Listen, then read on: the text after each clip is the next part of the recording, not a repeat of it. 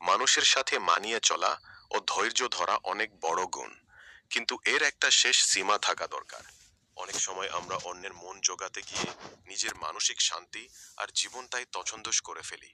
আপনার প্রথম দায়িত্ব হলো নিজেকে ঠিক রাখা।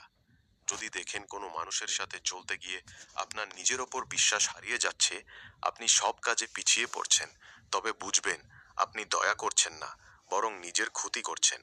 মনে রাখবেন, যে প্রদীপ নিজেই নিভে আছে সে অন্যকে আলো দেবে কিভাবে? আমরা অনেকেই মনে করি আমি অনেক বেশি ভালোবাসা দিলে বা অনেক স্যাক্রিফাইস করলে সামনের মানুষটা বদলে যাবে।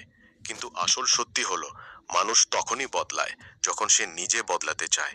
যার নিজের ইচ্ছা নেই, আপনার হাজার ত্যাগেও তার কিছুই যায় আসে না। তাই যে দেয়াল ভেঙে পড়ছে তা মেরামত করতে জীবন শেষ না করে, যারা আপনার মূল্য বোঝে তাদের সাথে সুন্দর কিছু গড়ুন। যে মানুষ আপনাকে কষ্ট দেয় তার থেকে দূরে সরে থাকা মানে পালিয়ে যাওয়া নয়, এটি হলো নিজের মানসিক শান্তি বাঁচানোর একটা বুদ্ধিমান উপায়। সবার সাথে যুদ্ধ করা জরুরি নয়, মাঝে মাঝে চুপচাপ একটু দূরে সরে যাওয়া জোর সম্মানের।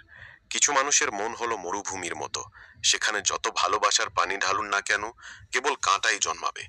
আপনার চারপাশের মানুষগুলো যেন আপনার সফলতার সিঁড়ি হয়, আপনার পায়ের বেড়ি যেন না হয়। দয়ালু হন, কিন্তু কাউকে আপনার সরলতার সুযোগ নিয়ে আপনার স্বপ্নগুলো ভেঙে দিতে দেবেন না।